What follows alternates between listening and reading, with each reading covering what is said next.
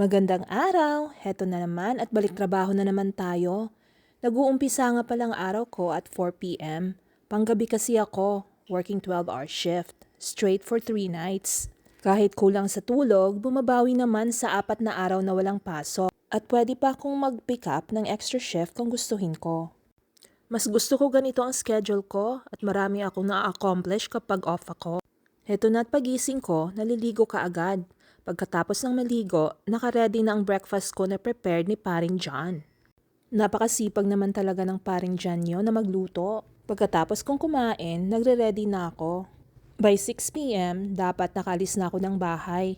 Malayo pa kasi ang drive ko, mga 40 to 45 minutes, depende sa traffic. 38 miles to be exact. Paano kasi pinili namin ang tahimik na pamumuhay dito sa suburb at may kalayuan din sa city. Iba na talaga kapag tumatanda na tayo, parang ayaw na natin ang busy life within the city. Ilang taon din kami nakatira sa city. Mas convenient ka naman kapag nasa city ka nakatira. Nandun na lahat. Pero mas masarap ang tahimik na pamumuhay, malayo sa gulo. Ito nga pala ang mustard field na malapit sa bahay. Napakaganda kapag spring.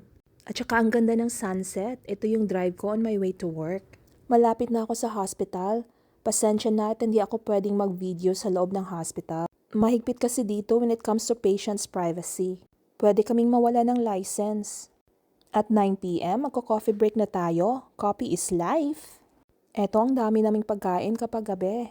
And I take my last break at 3 a.m. At 7 a.m. nagbibigay na kami ng report and at 7:30 uwian na.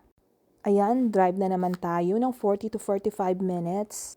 Mas gusto kong mag-work ng weekends kasi pag Saturday and Sunday wala masyadong traffic.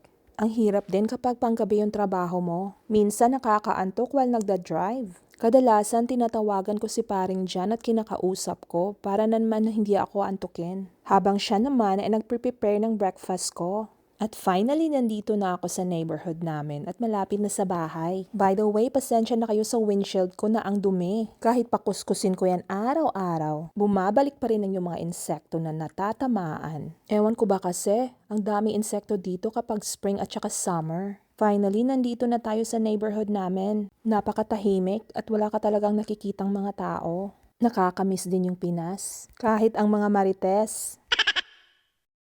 Ayan at pagdating ko nakaredy na ang breakfast na gawa ni husband. After breakfast, ligo ulit before bed. By 9:30 dapat nasa bed na ako. At gising na naman by 4 p.m. Eto lang ang routine ko, repetitive lang for 3 nights and 4 days. Siyempre, spending only a little time with my baby and my hubby. Sige mga marit, man tutulog na ako. Salamat sa panonood. Bye!